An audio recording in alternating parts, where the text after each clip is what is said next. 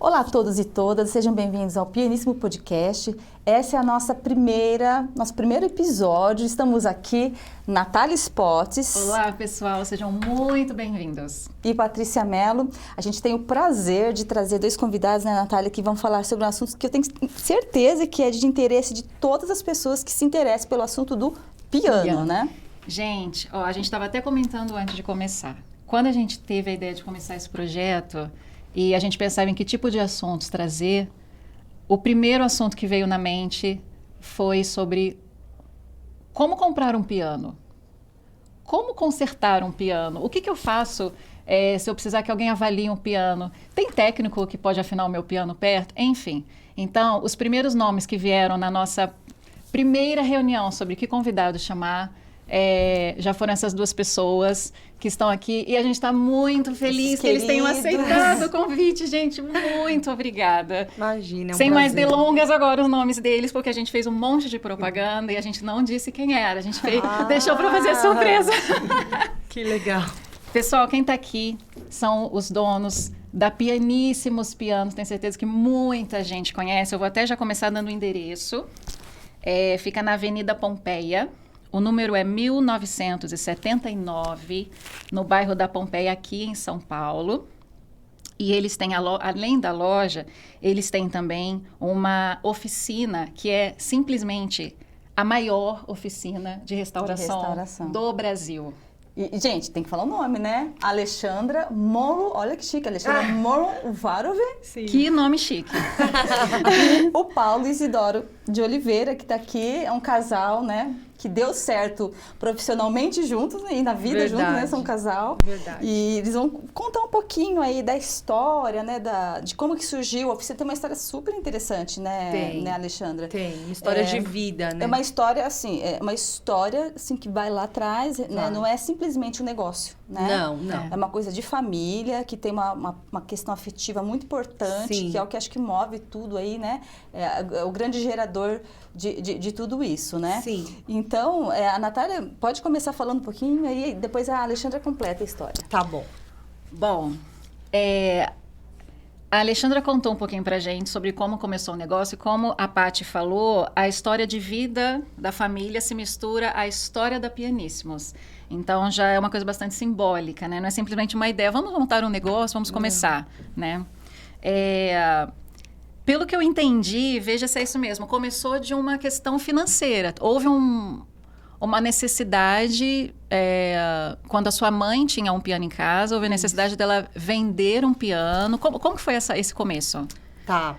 Então, primeiramente, é um prazer estar aqui, né? Obviamente, a gente está muito feliz de ser convidados para o podcast Pianíssimo, que tem tudo a ver. E a nossa história, assim, voltando um pouquinho lá atrás, eu e o Paulo, a gente se conhece desde criança. E essa informação é nova pra mim. Nova. Acho que, assim, eu acho que eu nunca contei, né? Que legal. A gente se conhece desde criança. A gente estudou na mesma escola. Então, assim, a gente tem uma história, assim, bem entrelaçada aí na vida, né? Uau. E a minha mãe era pianista, né? E tinha um piano Brasil em casa. E num determinado momento da vida, numa necessidade, ela falou, eu preciso vender esse piano. Acho que assim, isso acontece muito hoje. Muita gente me procura com dor no coração, porque precisa vender o piano por necessidade financeira, né? E daí, ela viu que daquele piano, ela podia comprar 2. Né? E na época não era online, não era Mercado Livre, era primeira mão, né? Jornal Primeira Mão. Jornal Primeira Mão. Isso Jornal foi Primeira Mão da que ano? maçãzinha, né? Mais ou Nossa. menos. Ali 90, anos 90, tá? E daí eu lembro que eu ia muito no balcão do Primeira Mão com a minha mãe Fazer o anunciar anúncio. o piano, e você tinha uma quantidade de linhas, né, que você Que era o podia. preço, um era por quantidade de gente. Exato. Nostálgico. Muito. E daí ela começou, então, a comercializar os pianos, né? Compra e venda de pianos através do Primeira Mão. E eu lembro que a sala de casa, assim, era cheia de pianos. E junto com os pianos, algumas peças de antiguidade. que ela também comprava, porque você ia ver um piano, tinha uma peça, uma cristaleira, um jogo de jantar. Ela comprava, porque ela era muito comercial, minha mãe. Isso tudo pela primeira mão. Tudo pela primeira mão. Uau. Depois, começou a vir o Mercado Livre. Minha mãe foi uma das primeiras anunciantes no Mercado Livre. Nossa. E ela sempre foi muito à frente do tempo dela, O nome né? da sua mãe? Isabel. E meu pai, ele restaurava os pianos na garagem de casa. A gente morava no bairro da Penha, né? Aqui em São Paulo. E era um sobrado grande, assim, a garagem era cheia de pianos também. E meu pai restaurava, mas não é como é hoje, né? Que a gente tem a oficina, tem cabine, não. Era bem manual. Meu pai fazia o verniz na boneca. Quem não sabe, é uma bolinha de meia fina, né? E ele fazia verniz na boneca, polia os metais à mão. Mas essa atividade dele, restaurando, veio depois que sua mãe teve essa ideia de vender? Veio da necessidade, totalmente Ele autodidata. nunca trabalhou anteriormente com isso? Com piano, não. E ele aprendeu como? Então, autodidata. Meu pai era Autodidata. russo, né? Uma pessoa muito fora da curva, assim, muito Certo. culto, muito inteligente. Ele foi engenheiro mecânico muitos anos, trabalhou muitos anos tá. com mecânica. Aham. E daí, dessa necessidade, ele começou a restaurar os pianos. Então, ele fazia toda a reforma, a revisão mecânica a gente terceirizava para alguns técnicos. Então, eu cresci no meio disso, né? Na compra e venda, e meu pai restaurando os pianos. E ficou quanto tempo ali na casa? Ali na casa, até 2008, a gente ficou lá. E aí, em 2009, eu perdi minha mãe, né? Agora, perto do Dia das Mães, já 13 de maio, vai fazer 14 anos. Ela teve um infarte. E aos 53 anos, super jovem, e Deus recolheu. E ela tinha acabado de abrir uma pequena portinha ali em Pinheiros. Era o sonho dela, sair da Zona Leste, né? E abrir um negócio num bairro melhor, tal. E ela montou essa pequena lojinha, que era uma lojinha misturada com antiquário. Então, tinha os pianos e eu tenho algumas fotos lá. No meio dos pianos, com as antiguidades e tal. Eu e meu pai. Daí, eu fui ajudar meu pai, né? Sim. Aí ficou você e seu pai? Aí, ficou eu e meu pai. Nessa portinha. Foi. E aí... Ainda Foi não tinha o nome, crescendo? Pianíssimos, Não, imagino. era Bel Monroy, Antiguidades e Pianos, uma coisa porque assim. não era só piano ainda, Não, né? não era só o piano. Misturava com as antiguidades. Tanto que a gente expunha na Praça da Benedito Calixto, minha mãe levava piano, então foi ganhando bastante fama também, porque a minha mãe levava piano na feira de antiguidades, assim. Ela... Mas como que era essa logística? minha mãe era... Porque transportar o piano não é transportar. Não, ela colocava lá na pequeno móvel, Courrier né? e levava na feira, e era um super evento lá na Benedito, assim. E seu pai afinava também? Não, meu pai não afinava, a Tá. gente terceirizava, só reformava reformava. E Só terceirizava. reformava. Isso, Entendi. isso. E foi até quando nessa portinha? Pra quando que expandiu? Então, Em que a coisa começou a deslanchar ali na portinha, sabe? Assim, foi uma promessa de Deus mesmo na nossa vida, né? Que teve lá nessa portinha. Até é difícil, porque eu fico até emocionada, porque foi mesmo uma pessoa que falou pra mim que Deus tinha uma grande porta pra abrir pra mim ali. Gente. E que onde eu colocasse a minha mão, Deus ia me abençoar muito. E eu tava numa fase muito difícil. Eu tinha acabado de perder minha mãe. Luto, né? Eu tava me formando em outra área. Em outra área? Em outra área. Eu tava me formando em biomedicina. Eu não voltei nem pra buscar o diploma. Nunca mais voltei. Porque, assim, a minha mãe, eu tava aqui como a gente tá hoje. E à noite ela faleceu. Então, assim, foi muito Drástico. Né? Então, assim, a vida tomou outro rumo, né? E daí fui ajudar meu pai. E meu pai, ele não tinha essa veia comercial. Você chegou a concluir o seu curso de Não biomedicina? concluí, Tá. não concluí. E daí comecei a trabalhar com meu pai, como irmã mais velha, né? Eu sou a filha mais velha, nós somos em 4 meninas. Fui ajudar meu pai. E daí nessa lojinha, Deus fez essa promessa. E era uma garagem, era bem pequenininho, né? E o moço pediu o ponto, falou que ia alugar e tal, e a gente teve que sair de lá. E daí foi quando eu abri a loja na Vila Madalena, né? Eu busquei um ponto, um imóvel, e foi tudo pela fé mesmo. Fui o pai do Paulo que pintou, né, amor? A gente foi... Uma rede de apoio, né? Foi, a gente não tinha, assim, foi realmente, estamos acreditando nisso. E quando que o Paulo entrou na jogada aí? Então, aí a Vila Madalena foi um sucesso, assim, em pouco tempo a loja, assim, estourou, porque a gente sempre trabalhou com muita honestidade, então, assim, é um meio muito fechado, Fideliza os clientes, fideliza né? muitos clientes, então o cliente... Um indica pro exato, outro. Exato. Então, a gente foi ganhando muito nome no meio, né, e a loja logo, assim, ficou bem cheia. Foi quando a gente começou a trabalhar com os pianos da Fritz Dober, que a gente conseguiu a representação. Foi nessa época da Vila Madalena. Então, foi uma época muito legal. Só que logo eu também perdi meu pai. Uau. Ele não aguentou o baque, assim, né? Da minha mãe. E quanto tempo depois a perda Foi da 3 sua mãe? anos. Assim, eu casei em 2000... Minha mãe faleceu em 2009. Eu casei em março de 2012. Em julho desse mesmo ano, meu pai foi embora. Foram eventos, assim, bem próximos, né? Por isso que eu falo que é uma história, assim, de fé, de superação, é de família, é muita coisa, assim, envolvida.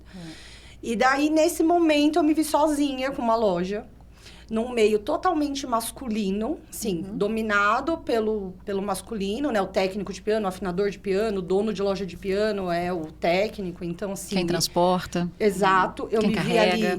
Eu me vi ali no meio, sozinha, né? Uma mulher, uma menina ainda, e tendo que lidar com todas essas pessoas, né? E tocar o negócio. Aí foi quando eu virei pra ele e falei, você vai ter que largar a sua profissão e vir aqui comigo. Opa, peraí. Então foi essa assim... informação também é nova pra mim. Então, você não foi sempre dessa área? Não. Olha só. Gente, qual era a sua profissão? Eu fui cabeleireiro muitos anos.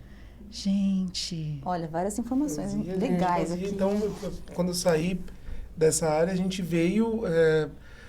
eu já ajudava, já estava sempre aos finais de semana, estava com o pai dela, a gente estava lá junto na loja, pintando, arrumando as coisas, só que eu, durante a semana, tinha outra profissão. A ideia, eu trabalhava em outro ramo, que eles trabalhassem os dois. Então, eu vinha e ajudava lá, mas trabalhava ela e o pai sempre. Você levava paralelamente, então. E ele falando pra mim, não, ele estava já triste, assim, né, por conta da mãe dela, ele, acho que você devia ficar só aqui, porque eu não quero fazer outra coisa, fica aqui, você tem que vir. Toda hora ele ficava, você tem que vir. E ele ensinando um pouquinho as coisas pro Paulo, né? Ele sempre ia falando. O pai dela tinha muito, ele lia muito. Ele era muito inteligente. Ele tinha muito das marcas de piano, da história dessas fabricações. Autodidata, né? Muito gente. dessas informações que eu tenho hoje, eu aprendi com ele. Ele me falar, tal fábrica, em tal tempo, era isso, usava tal madeira. Isso ele tinha já muito claramente, assim, com gosto mesmo pelas coisas. Ele via uma coisa, como é que funciona? Ele ia pegar um livro daquilo, ia desmontar, ia olhar de alguma maneira, ele ia descobrir. Isso é tão interessante, porque nós temos aqui 3 pessoas diretamente envolvidas com a loja, que os 3 não vieram dessa formação. Né? A única que tinha formação, assim, basicamente era sua mãe, porque ela era pianista. Né?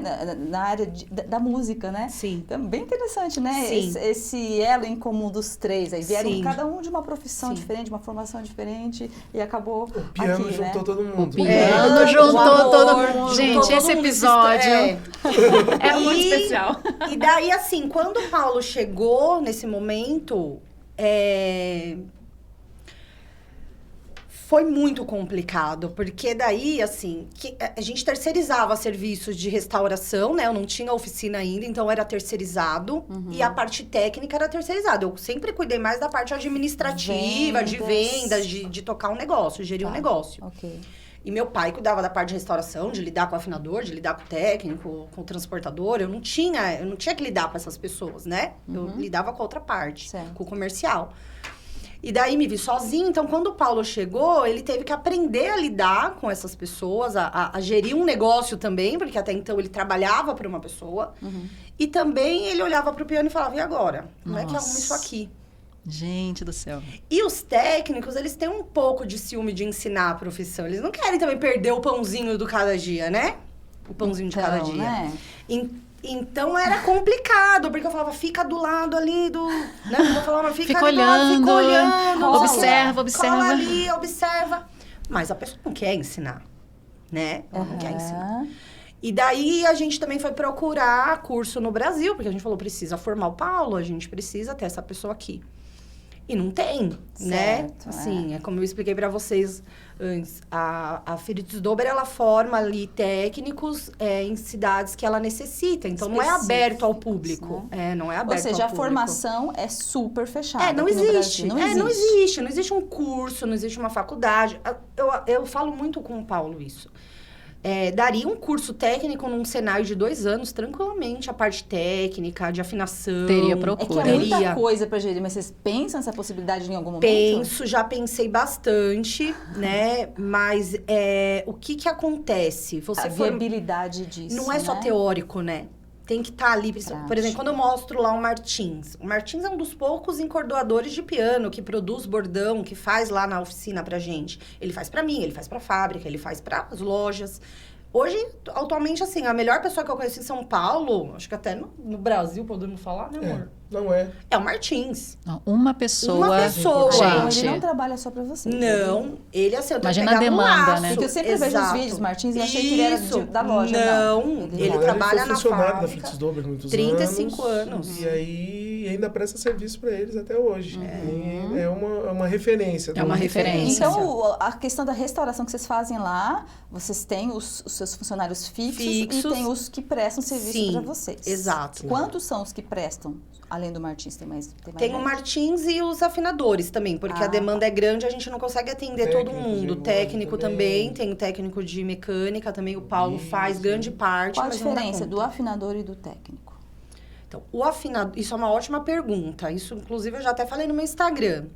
O afinador, ele afina o piano. Onde? Nas cravelhas. Ele só vai mexer nas cravelhas, ele só vai afinar. Ah, mas tem uma notinha prendendo. Ai, mas o pedal não tá funcionando. Não é o afinador, é o técnico. Porque ele vai mexer na parte mecânica do piano. Mas é comum juntar essas duas profissões? Uma pessoa Existem só? afinadores que são técnicos, mas também existem só os técnicos, que não são afinadores. E existem os dois, mas existem raro os técnicos dois. que não É raro. afinam. Sim, eu a tinha maioria falado não pra afina. você, como eu falei para vocês ontem, quando a gente chegou, a gente estava conversando.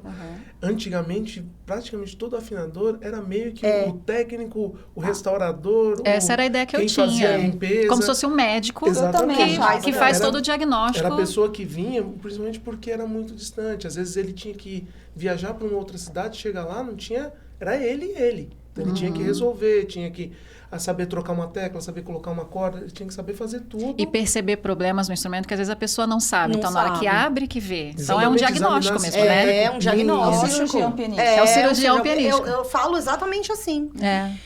E esses profissionais, infelizmente, foram se perdendo, né? Você foi tendo por quê? À medida que o público de piano foi ficando mais escasso, realmente, a pessoa foi cuidando menos do piano. Você fala piano, o consumidor? O consumidor. Também. Porque, pra você ter uma ideia, fábricas como a Fritz-Dober, na década de 60, 70, chegaram a produzir 16 unidades de piano ao dia.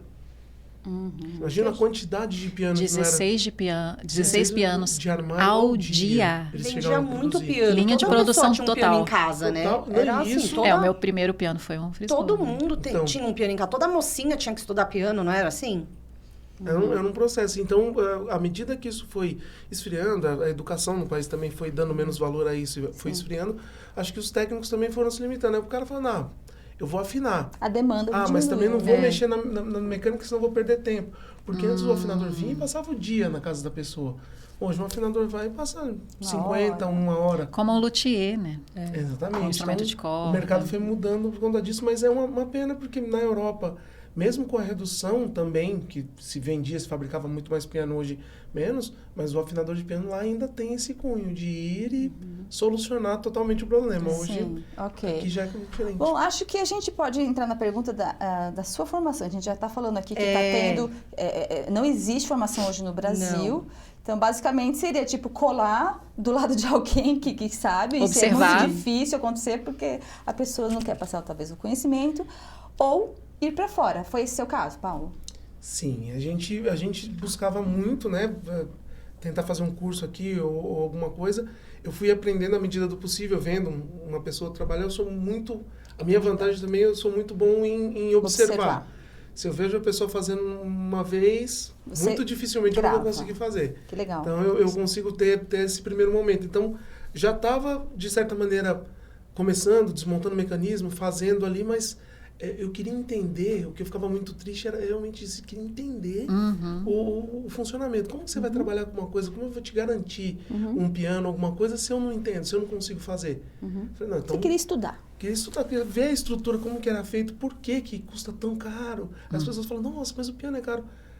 Depois que você vê como é construído, você sabe que é barato. Exatamente, é muito barato, se torna porque- barato. É relativo essa Não coisa é do preço, é valor. É, um piano Porque chega a ter mais peças que um carro, né? Uma carro de Ferrari. Fórmula 1. Um carro de Fórmula 1. Tem mais Sim. peças que um Peça, carro de peça. Fórmula 1. Uau. É fantástico. É. Tem Nossa. mais É complexo, de 5 né? É mil peças. complexo, é. E aí o que acontece? A gente tinha essa então a gente buscava muito. E eu ficava muito triste, Alexandre, porque eu não saber, pra mim, eu acho que talvez seja a pior coisa do mundo. Como é que você faz isso? Não sei.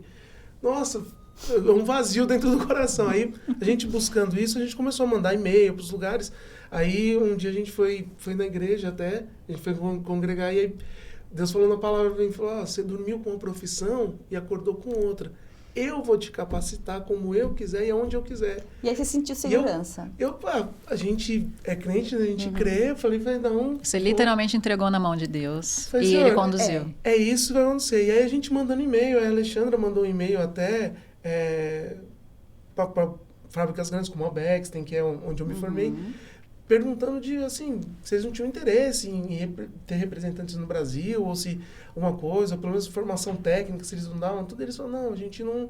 Que até então, antigamente, também eles não davam curso, nem pago, não davam curso também. E falou, não, a gente não tem curso, só dá curso realmente para os dealers da marca, teria que comprar um absurdo de piano e trazer para poder ter o curso. Mas Deus prepara as coisas de uma maneira. O gerente deles da América Latina, Frank Anders, já era um amigo nosso, a gente já o conhecia por um outro motivo, já tinha vindo em São Paulo, tínhamos jantado juntos e tal. E aí, quando a fábrica falou, olha, tem um pessoal no Brasil com interesse, ele entrou em contato e falou, poxa, gente, sou eu. Foi muito de Deus, Gente, assim, ó. A gente recebeu, encaixou, né? na verdade, a gente recebeu um convite da Bexten, através do Frank, que ele é uma empresa no Peru, e é no Chile e no Peru, né? Hoje só no Peru. Hoje só no Peru, que é a Frank Anders. Quase 150 anos de história. Super tradicional. Beleza.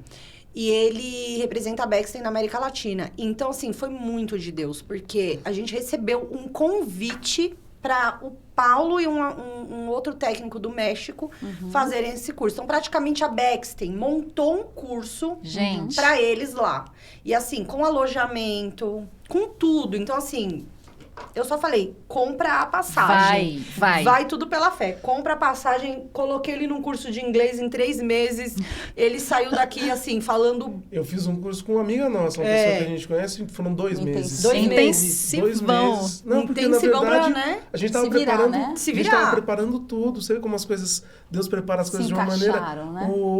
O curso, como eles montaram o curso, eles não tinham como receber as pessoas, eles não tinham uma ideia de curso, era a formação que eles têm lá. Então, eles disponibilizaram alguns profissionais da própria empresa, funcionários, que iam perder hora do tempo deles, no caso, me ensinando. Então, aí teve um custo para justamente pagar a hora trabalhada desses profissionais.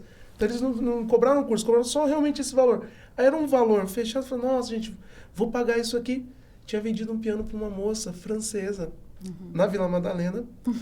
Vendi, entreguei o piano, a mãe dela, não, vou te transferir o dinheiro de lá. Mas os custos de transferência muito alto, eu falei, não, faz o seguinte, se ela manda por mês para sua filha uma parcela, ela me paga, não tem problema, mas esse dinheiro estava lá. Mas quando gerou o boleto do curso da Bexten, tudo, que eles imprimiram uma guia para pagamento, eu mandei para ela primeiro e falei, nossa, Paula, meu banco. Nossa, Era o valor. Você pode pagar para mim? Não precisou transferir para casa. Era o valor. Ainda sobrou. A gente tem umas coisas muito sobrenaturais, assim, que eu falo. Fantástico. Como ele falou, a gente é crente, a gente serve a Deus, então a gente crê que tudo é o caminho dele na nossa vida, eu achei né? muito engraçado da história do curso de inglês, que o Frank me ligou, faltando 2 meses. Paulo, como está, minha querida? Frank, tudo bem? Paulo, só uma pergunta, o inglês, como é que tá? Porque alemão eu sei que você não fala, então o inglês, eu falei, não, Frank, tá ótimo. Tá ótimo. Perfeito. Não se preocupe com isso, tá? The books on the table, vambora. Já a oportunidade estava na mão, eu falei, gente, não vai ser por não vai ser por isso. Não aprender que eu vou Só dar um que jeito. agora eu vou contar um detalhe. Chegou conte. lá, ele não foi pra Berlim, pra capital, onde as pessoas falam alemão e inglês. Não, ele foi pro interior da Alemanha, uma cidade divisa com a República Tcheca. Okay. Só fala alemão.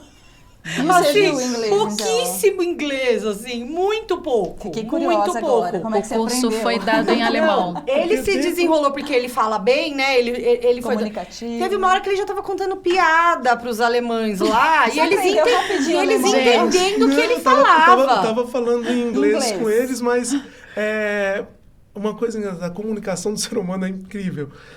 O brasileiro se vira, gente. Então, o brasileiro. exatamente, A gente não brasileiro. desiste. Ele contou piada lá no A gente dá um interior jeito. da Alemanha. E ainda com humor, ainda com humor. Entendeu? Porque quando a gente chegou, dentro da fábrica, assim, só o pessoal de cargo mais alto ou os jovens que falam inglês. A maioria do pessoal não fala, e não por não ter oportunidade de aprender. Porque realmente eles Não precisa. E é uma Não precisa. cidadezinha assim, gente. Quantos mil habitantes? Acho que não tinha 1000. Era muito não. interior, assim. Na cidade tem a interior. fábrica da Bexten, que era uma fábrica antiga da Zimmermann que eles compraram. Então tem uma fábrica, uma estrutura que está lá há muitos anos, já tinha fosso de elevador para piano, é maravilhosa a fábrica. E aí tem a fábrica, uma padaria e um mercado. Mas não tem nem posto de gasolina na cidade. Mas tem a fábrica. Tem a fábrica. A fábrica Isso que é ali, né? incrível. É a Sim. fábrica que movimenta essa cidade, então, né? E ele, assim, em questão de 20 minutos, né? Chegava na República Tcheca, ele ia almoçar lá. Dá pra ir a pé. Dava pra ir a pé. Então, é bem Gente. divisa mesmo. Certo. Qual o nome da cidade? Seifenesdorf, Gente. que é a cidade onde fica a sede, né? Da fábrica. a fábrica da mesmo. Bexten. E aí a gente, quando eu cheguei lá, é engraçado que o pessoal falando então, o inglês assim difícil, eu falei, não, gente, tudo que você aprende inglês, e olha que a professora é excelente, que é uma amiga nossa, Yaskara, e ela fala um inglês britânico mesmo, assim, ela se formou e ela tem até certificado internacional, ela é muito boa, mas o inglês britânico, você vê eles falando, você fala, nossa, a gente não tá entendendo Não entende nada. Não entende, porque E é um sotaque lindo, né? Eu acho mais lindo não, que e eles tem. conversando, e a gente começou lá, eu falei, gente, eu vou ter que aprender, vou ter que extrair essa informação de alguma maneira, e comecei a extrair Mas essa informação. muita coisa acho que você aprende de ver, né? Porque essa questão prática é muito visual, né? Sim. Eu não menti, mas aí os segredos, aí que tá. Eu queria saber, não, mas por que essa corda tá nessa posição? Por que isso aqui toca? E esse o porquê, você não consegue ver. Você tem que a tem pessoa que te ser explicar. na conversa. É, E aí, deu pra entender? Ele ficou 2 meses, eu consegui né? absorver. 2 meses assim, intensos. 2 meses intensos, acordando e O dia dormindo dentro todo lá. da fábrica. Eles O dia cediam todo. um alojamento. Uma é. imersão.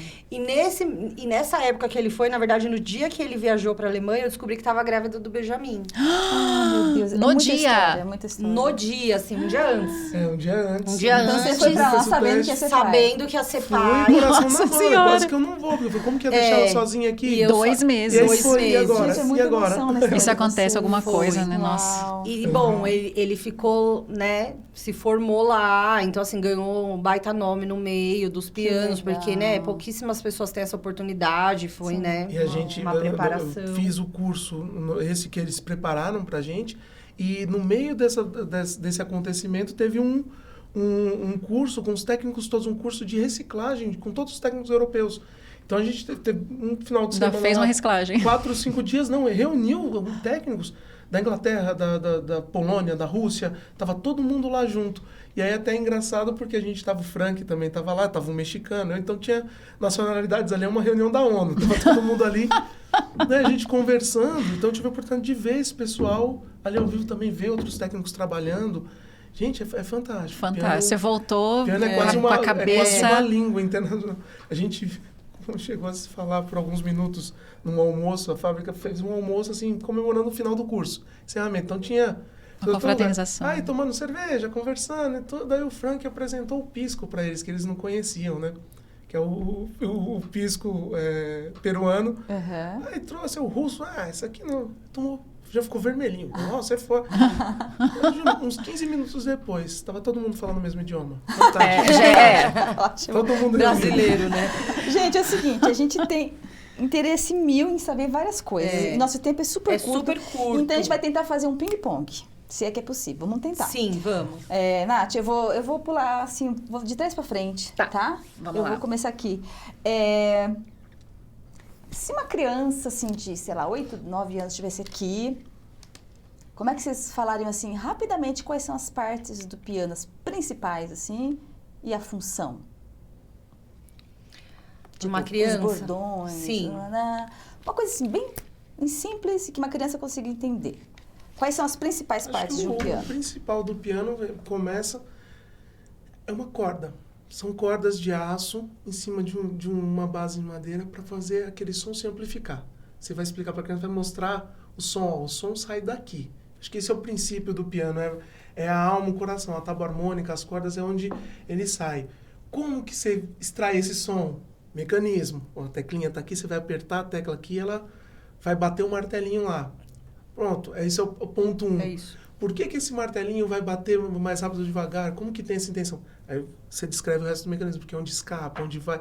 Então, o piano tem todo o abafador que você bate na corda, tira ele, abafa novamente o som. Então, o função Aí é entrou isso. na sala um adolescente mais curioso, que você pode aprofundar um pouquinho mais aí. Fala um pouquinho mais sobre... eu sei que tem cordas, tem bordões, qual que é a diferença? Sim, é onde a gente... Aí é onde a gente recebe esse tipo de pergunta, que tem adolescente, está estudando e fala, nossa, eu já vi que tem bordões, que tem cordas, mas qual é a diferença? O calibre, cada aço do piano, para cada nota, é uma espessura de aço diferente, começa dos mais finos e ele vem decorrendo, e à medida que ele vai engrossando, chega um momento que ele não tem mais como engrossar, como ser mais grave. Aí onde entra os bordões, que aí eles já começam a ser tecidos em cobre. Então, é aquele aço por baixo, mas com cobre enrolado, para ir aumentando a tensão, o volume de massa da corda, para ela poder vibrar mais grave. Então, você consegue do som bem agudo, fininho, até um muito grave, usando esse recurso. Então, só essa parte. E o mecanismo, a marteleira do piano, tipo do feltro, a qualidade do feltro, se ele está grande, se ele está pequenininho, que vai deixar mais agudo ou mais aveludado, mais o som.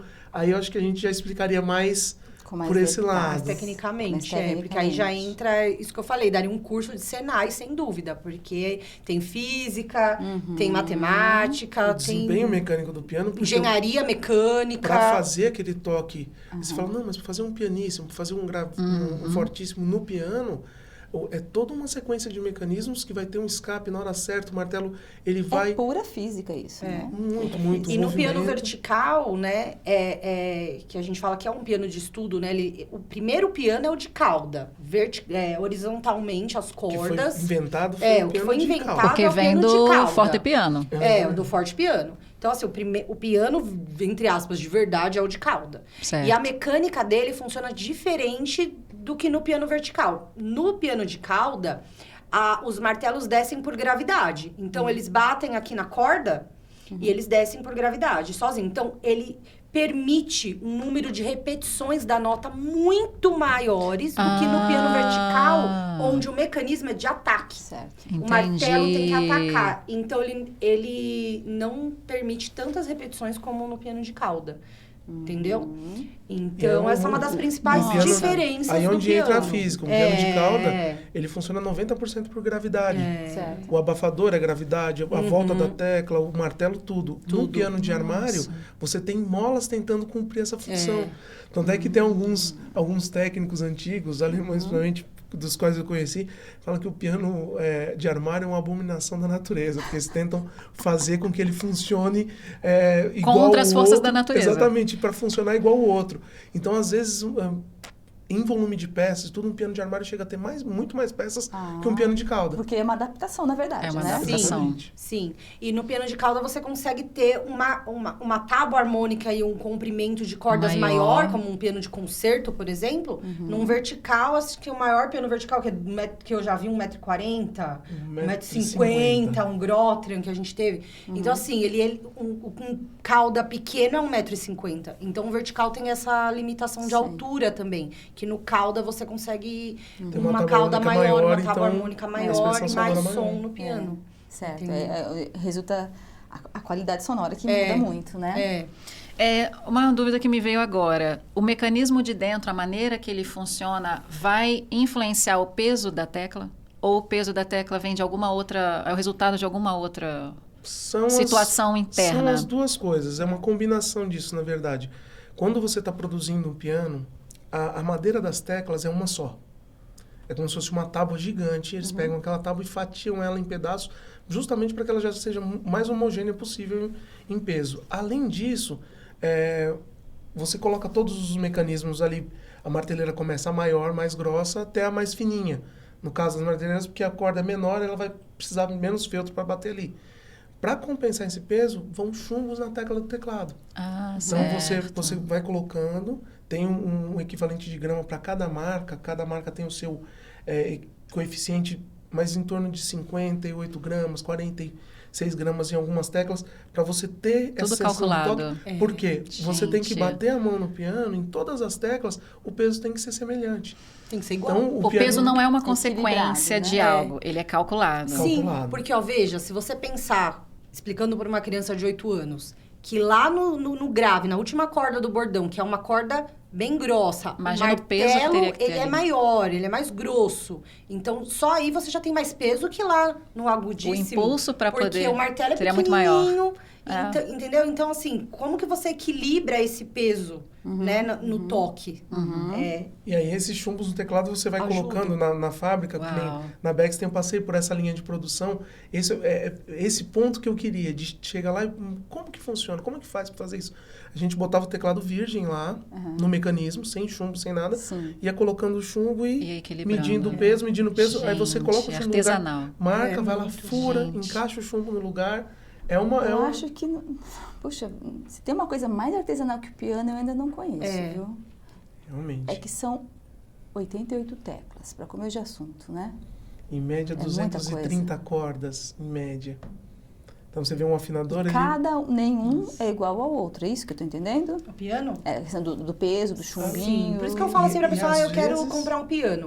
Tem que experimentar, porque cada piano tem um timbre. Isso é uma característica de cada marca, de cada Certo. nacionalidade também. Isso advém do material que é usado, é isso que Material, vai definir. forma de fabricação. Forma de Forma de fabricação. fabricação. Tudo. E Característica mesmo, igual carro. uma coisa engraçada do A piano, alma você, mesmo, né, do piano. você percebe ao longo da construção o quão eficiente tinha que ser os profissionais que estavam ali, porque realmente não era. Era um engenheiro, era um metalúrgico, um marceneiro, São muitas profissões. tecelão, muitas coisas Envolvidas. para você conseguir, engenheiros mecânicos, engenheiros de Gente, material, para você conseguir uma fazer com equipe. que aquilo funcione perfeitamente. Você tenha aquele mesmo peso em todas as teclas.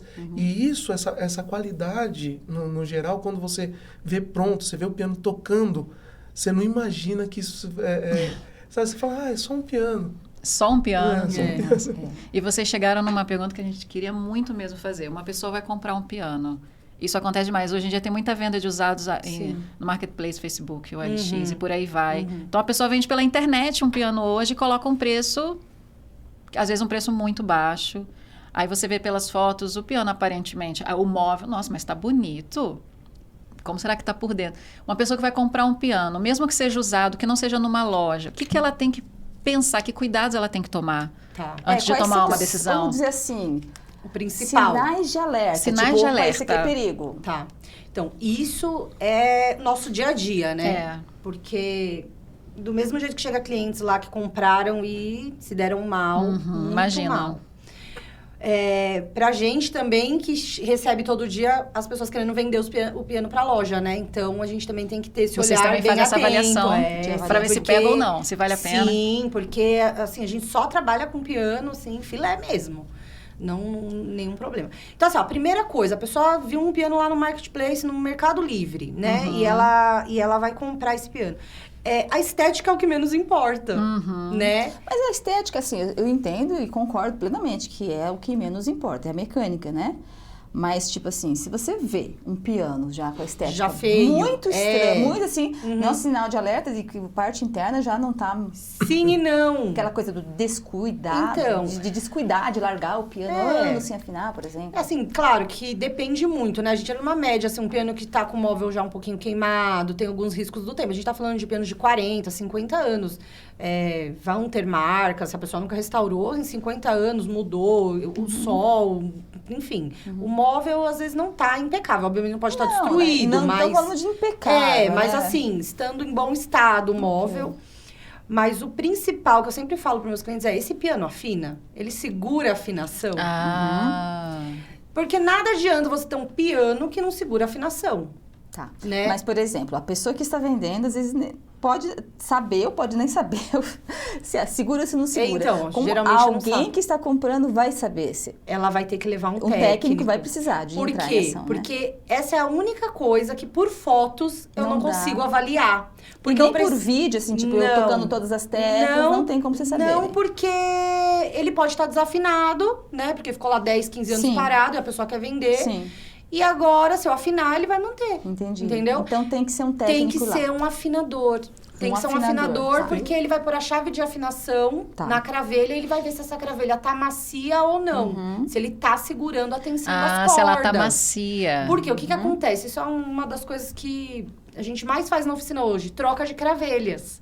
Por que a gente troca as cravelhas de um piano? Porque ele não está mais segurando a afinação. Esse é o princípio, as cravelhas. Exatamente. Então, assim, todo o conjunto de cordas do piano, né? Como o Paulo falou, o aço liso e os bordões, assim, a termo de curiosidade, falando de forma bem leiga, eles chegam a ter quase 18 toneladas de tensão as cordas. Afinados em 440 Hz. Então, em 440 Hz. Então, a chapa de ferro do piano, aquela estrutura de ferro que vocês veem no piano, ela serve exatamente para ajudar a manter essa tensão não é das enfeite, cordas. ela Não tá é enfeite. realmente... Sim, sim. É funcional, né? Uma das coisas que eu sempre falo, pessoal, quando você vai ver um piano, o piano ele tem um custo. Ele tem um custo, é um instrumento...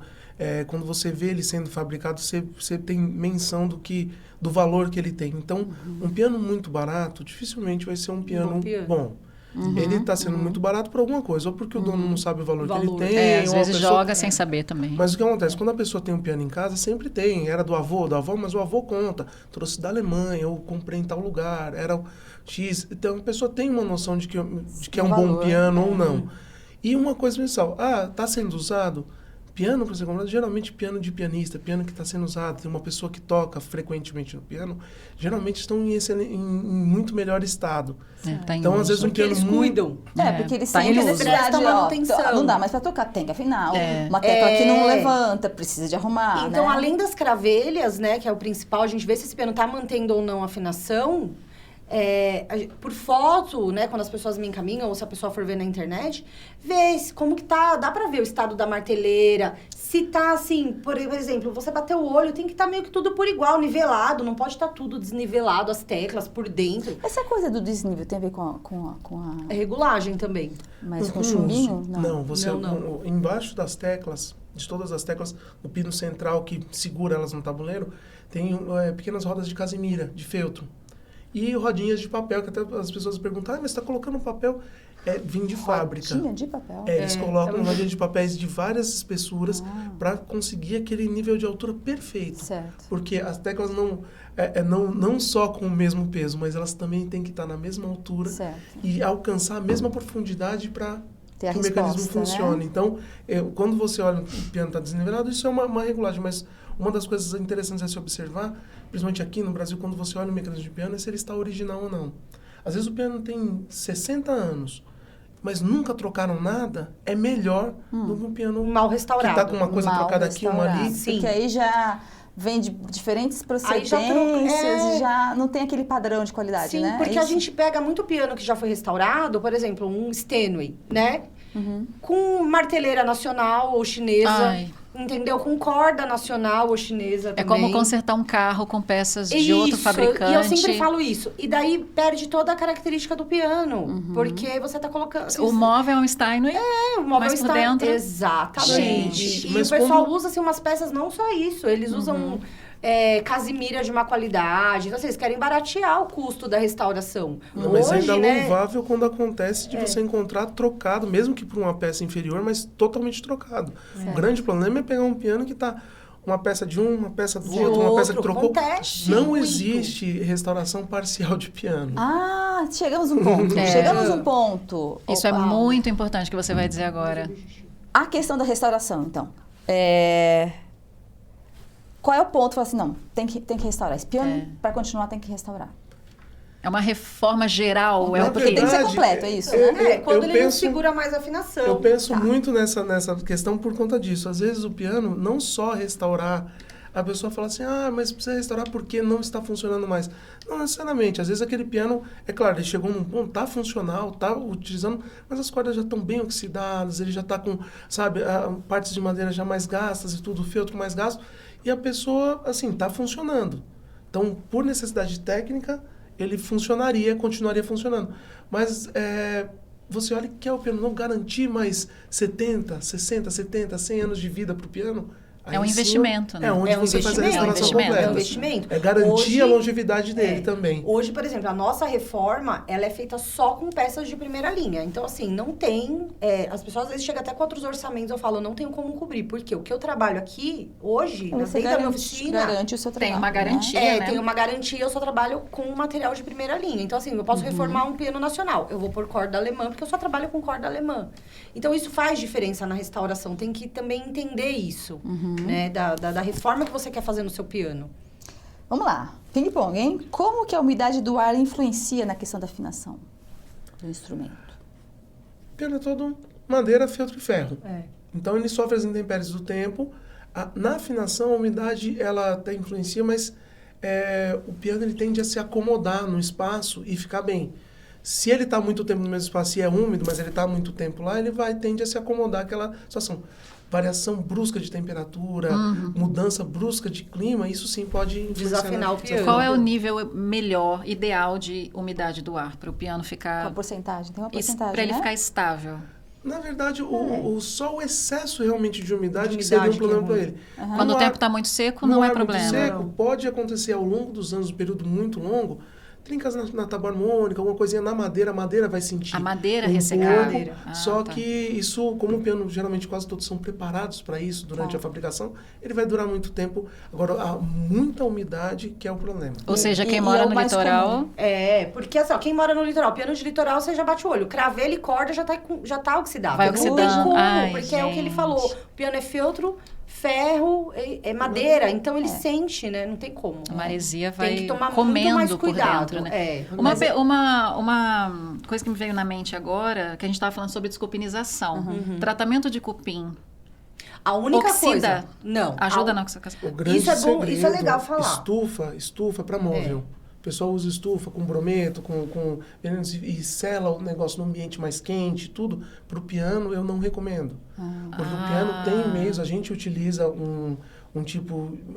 É mais trabalhoso, mas a gente faz pontos no piano todinho. Vocês de fazem esse inserção, tratamento também? De inserção, vocês fazem? aplica um produto com um veiculante que vai puxar aquele pesticida para dentro da madeira. Então, ele pode ser aplicado por cima dos acordes porque ele não contém óleo, não contém...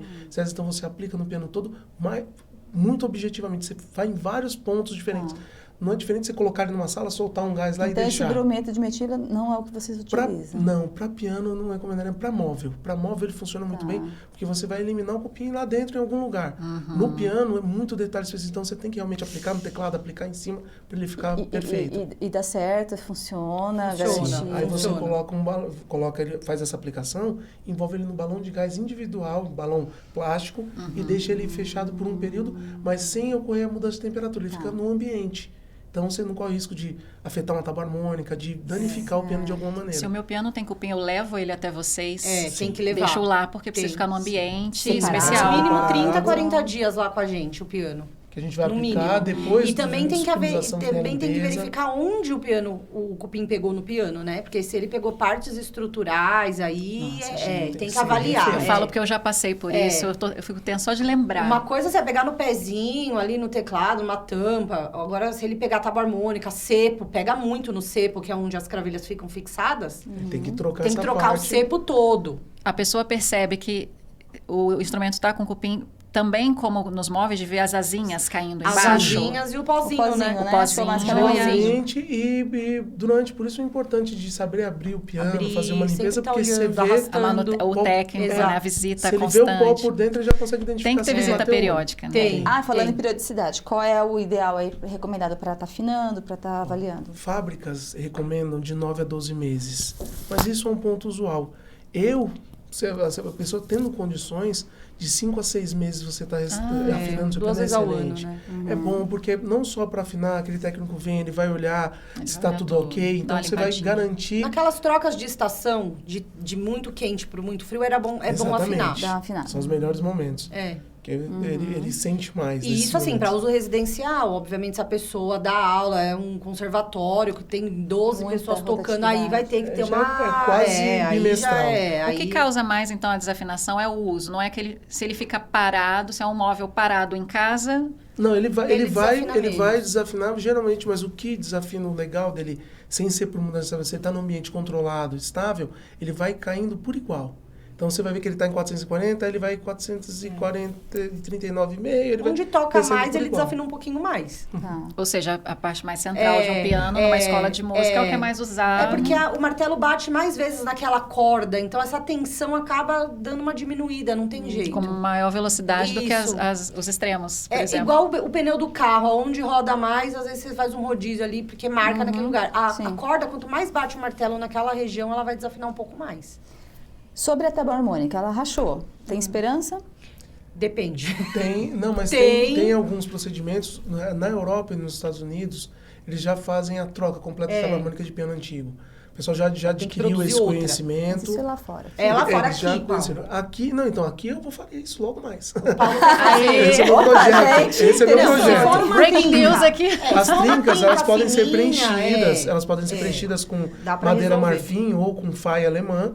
Você faz o preenchimento daquela trinca, com cola, tudo. Mas é um trabalho, geralmente tem que desencordoar o piano todo, tudo. fazer esse preenchimento com muito cuidado e reinvernizá-la. Maravilha. A gente conseguiu, gente. Todas as perguntas, mentira. Fizemos Agora, todas que no tempo bom. certinho. Fica feliz. E aí a gente quer convidar vocês a conhecerem a loja Pianíssimo. Repete o endereço, por favor. É na Avenida Pompeia, 1979. E o nosso Instagram é Pianíssimo Pianos. Né? Do podcast. Nosso Pianíssimo parceiro. Podcast. Parceiro. Sim, Então, sim. muito legal. Gente, olha, visita o Instagram, porque é muito legal. Alexandre, tem outro rapaz que também está ajudando Tem o nos Gabriel, nosso vídeos. funcionário. É super educativo. É né? verdade, eu tenho acompanhado. Muito bacana. E eles falam muito, eles ensinam muita coisa que eles falaram aqui hoje, eles comentam nos vídeos lá, Sim, ensinando a manter o piano. É muito importante. Eu tenho procurado fazer bastante vídeos nesse sentido, né? Porque eu vejo que falta informação. Falta. Sobre diferença de modelos de piano, eu vi Nossa, também. É muito então importante. as pessoas não sabem por que o piano vertical é 1,10 m, 1,20 m, né? Então, assim, Diferença eu tenho de um feito pro muitos outro. vídeos nesse sentido. Quais são as principais marcas hoje no Brasil? Última pergunta. No Brasil, No Brasil. a Fritz Dober. A maior fábrica Não, de não pianos só da América nacional, digo Latina. que tá rodando por aqui. Que tá rodando. Que a gente De tem boa acesso, qualidade, né? De boa qualidade. Fritz Dober, Kawai, Hitmiller, Yamaha. Também tem muito mercado. As 4. E as marcas As quatro. antigas de piano.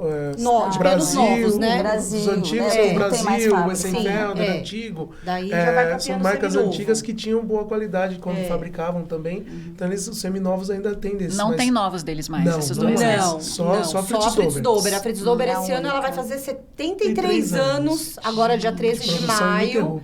ininterrupta. Bacana. Fabricando São pianos. E assim, é uma fantásticos. dúvida muito comum. As pessoas acham que Fritz Dober é um piano alemão ou que não fabrica mais. Fabrica sim. Sim, Tá eu fui na funcionando. fábrica uns anos atrás, é bem interessante. É bem legal. É. Bom, gente, então a gente quer agradecer, né, Natália? Gente, a gente está tão feliz de vocês terem estado na nossa estreia. Muita gratidão por Bem vocês terem especial. aceitado esse Imagina, convite. foi um prazer pra nós. Precisando da gente, a gente volta. Pode Mas a gente vai Tem muito precisar. Vou assunto. anotar. Não, tem muito assunto, assim, foi só Piano uma é pincelada. Esse é um assunto infindável, gente. Tem, Piano é assim, se a fantástico. gente for entrar em áreas mais A história do técnicas, piano, como a gente estava aí, conversando então, antes. aí tem bastante. Tem muito Dá pra assunto. fazer vários, Faz, assim, com sobre vários certeza. temas. Mas com certeza esse foi um inicial bem abrangente, que eu acho que dá foi, para as uma pessoas pincelada terem de uma tudo, ideia de tudo, isso. bem bacana. Então, gente, muito obrigada, gratidão. Muita gratidão. Obrigada a vocês, gente. foi um prazer. Até a Prazer próxima. estar com Até a vocês. próxima. Igualmente. Tchau, tchau, pessoal. Tchau, gente. Até a próxima. Tchau.